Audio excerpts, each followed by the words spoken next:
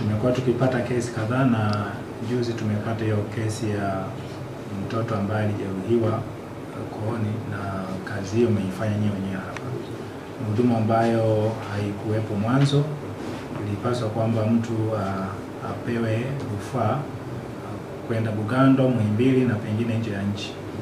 Lakini cha kushukuru Mungu ni kwamba Daktari Dr. Samia Suluhu Hassan amewezesha kwanza kupata madaktari wenye weledi, madaktari bingwa katika hospitali zetu, ambao wanaweza kutoa huduma kwa wananchi kwa karibu zaidi.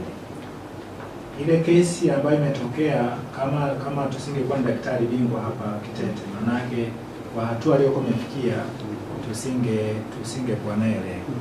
Lakini nimetoka kumwangalia nyumbani kwao sasa hivi, tumekuta hali yake ni nzuri, anaendelea vizuri, na taarifa tuliyopata ni kwamba kutoka kwenu, lakini kutoka kwao pia wana taarifa kwamba wanataka kuja kliniki tarehe 22 mwezi wa 4 kwa ajili ya kuendelea kuangaliwa zaidi.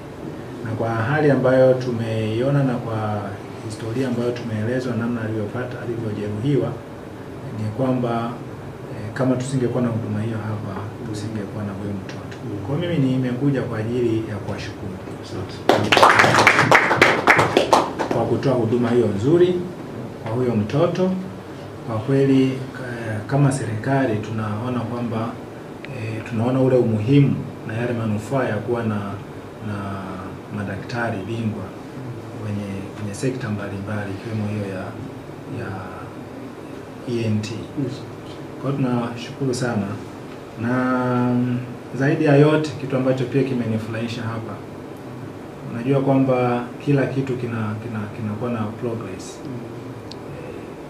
Tangu tumefika hapa na marekebisho yamefanyika kadha wa kadha, huduma ambazo zimekuwa zikitolewa kwenye hospitali yetu ni nzuri kwa sasa hivi. Kwanza